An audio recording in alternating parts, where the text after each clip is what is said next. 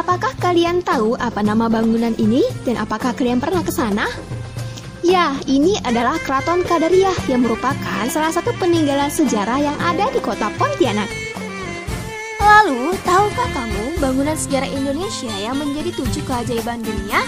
Ya, jawabannya adalah Candi Borobudur. Lalu, tahukah kamu pada masa kerajaan siapakah candi tersebut dibangun? Untuk mengetahui jawabannya, tonton video ini sampai habis ya.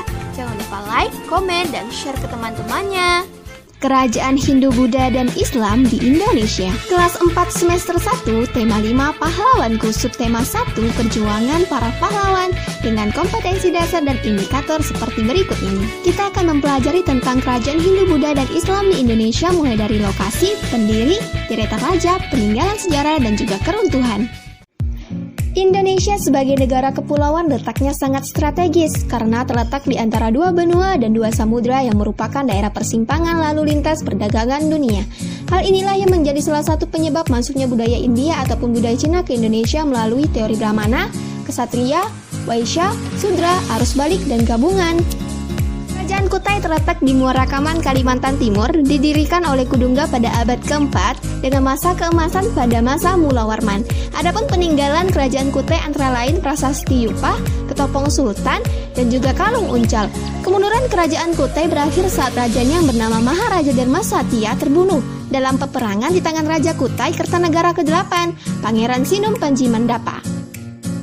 Kerajaan Tarumanegara terletak di tepi Sungai Citarum, Kabupaten Lebak, Banten oleh Jaya Singawarman pada tahun 358 Masehi dan dengan kejayaan pada masa Raja Purnawarman.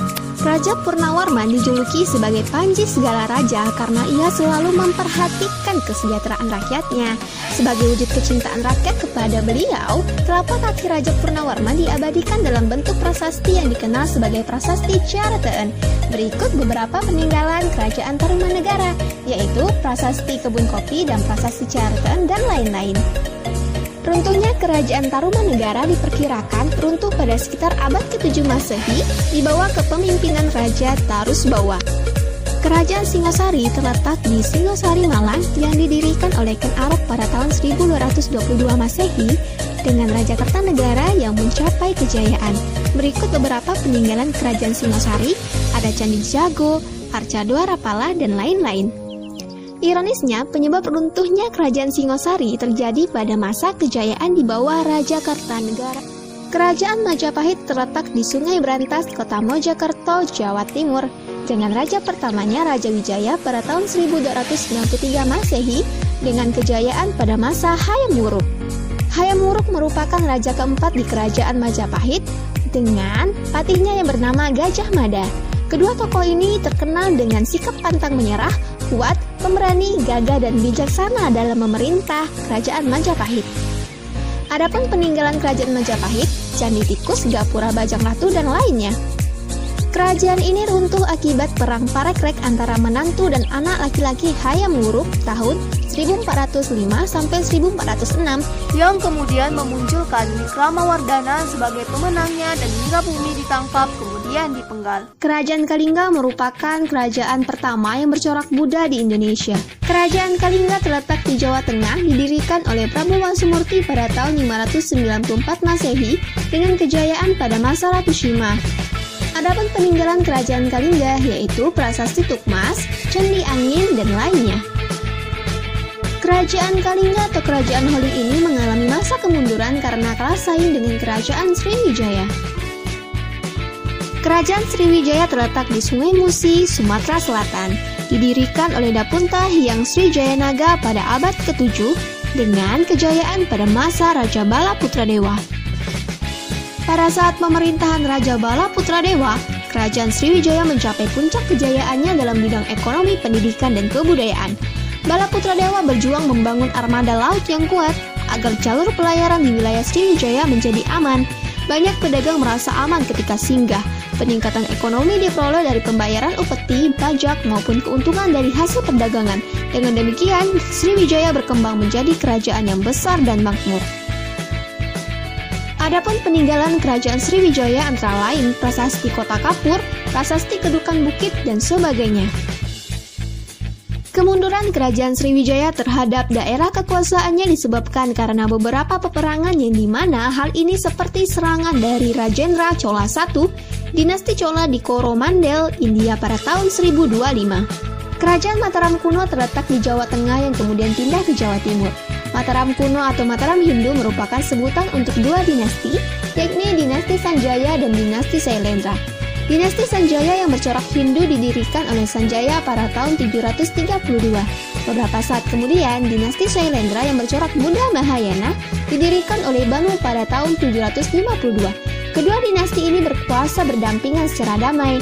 Nama Mataram sendiri pertama kali disebut pada prasasti yang ditulis di masa Raja Balitung sebagai Raja Kejayaan. Adapun peninggalan kerajaan Mataram kuno antara lain Candi Borobudur, Candi Prambanan, Candi Plausan, dan lain-lain. Kemunduran kerajaan Mataram kuno ini terjadi karena serangan mendadak dari kerajaan Lauram atas bantuan kerajaan Sriwijaya pada tahun 1016 Masehi, sehingga kerajaan menjadi runtuh dan lahir kerajaan baru dengan Airlangga atau menantu raja terakhir sebagai rajanya. Kerajaan Samudra Pasai merupakan kerajaan Islam pertama di Indonesia yang terletak di pesisir pantai utara Sumatera, Kota Lok Sumawe, Provinsi Aceh, Indonesia, yang didirikan oleh Marasilu yang bergelar Sultan Malik As-Saleh sekitar tahun 1267 dengan kejayaan pada masa Sultan Malik Az-Zahir. Adapun peninggalan kerajaan Samudra Pasai antara lain Cakradonya, makam Sultan Malik As-Saleh, dan lain-lain. Pada abad ke-15, kerajaan Samudra Pasai kehilangan kekuasaan perdagangan atas Selat Malaka dan kemudian dikacaukan Portugis pada tahun 1511 sampai 1520. Akhirnya kerajaan ini dihisap Kesultanan Aceh yang timbul tahun 1520-an. Kerajaan Aceh terletak di Nanggro Aceh Darussalam yang didirikan oleh Sultan Ali Muqayyad Shah pada tahun 1496 dengan kejayaan pada masa Sultan Iskandar Muda. Aceh mencapai kejayaannya pada masa kepemimpinan Iskandar Muda, di mana daerah kekuasaannya yang semakin besar dan reputasi internasional sebagai pusat dari perdagangan dan pembelajaran tentang Islam. Beliau juga pernah melakukan serangan terhadap Portugis, tetapi serangan tersebut tidak berhasil. Meskipun begitu, Aceh tetap merupakan kerajaan yang merdeka. Namanya kini diabadikan pada Bandar Udara Internasional Sultan Iskandar Muda di Aceh. Beliau dikenal sangat piawai dalam membangun kerajaan Aceh Darussalam. Adapun peninggalan kerajaan Aceh antara lain Benteng Indrapatra, Masjid Tua Indrapuri, dan lain-lain. Faktor yang menyebabkan kemunduran kerajaan Aceh diantaranya ialah tidak adanya pengganti yang baik setelah meninggalnya Sultan Iskandar Muda. Faktor ekonomi yang semakin menurun, munculnya kerajaan baru yang lebih baik. Kerajaan Goa Talo terletak di Kabupaten Goa, Sulawesi Selatan yang didirikan oleh Raja Goa yaitu Tumanurung sekitar 1300 Masehi dengan masa kejayaan pada masa Sultan Hasanuddin. Oleh Belanda, Sultan Hasanuddin dijuluki sebagai ayam jantan dari timur karena kegigihan dan keberaniannya melawan Belanda. Ia membela kepentingan kerajaannya dan kepentingan rakyatnya dengan gigih. Ia berusaha menegakkan kedaulatan dan memperluas wilayah kerajaan. Ia berhadapan dengan Arupalaka Raja Bone yang dibantu oleh Belanda. Sultan Hasanuddin dikenal arif dan bijaksana, dan karena perjuangan dan jasa-jasanya, nama Sultan Hasanuddin diabadikan sebagai nama jalan dan universitas di Makassar, Sulawesi Selatan. Pemerintah bahkan menganugerahkan gelar pahlawan nasional kepada Sultan Hasanuddin. Setelah wafat, Sultan Hasanuddin dimakamkan di Kompleks Pemakaman Raja-Raja Goa di Sulawesi Selatan. Kompleks Pemakaman Raja-Raja merupakan peninggalan sejarah yang perlu dijaga kelestariannya. Kompleks pemakaman ini pun dijadikan objek pembelajaran sejarah bagi bangsa Indonesia. Adapun beberapa peninggalan kerajaan Goa Talo, antara lain Benteng Fort Notre Dame, Batu Palang Tingkang, dan lain-lain.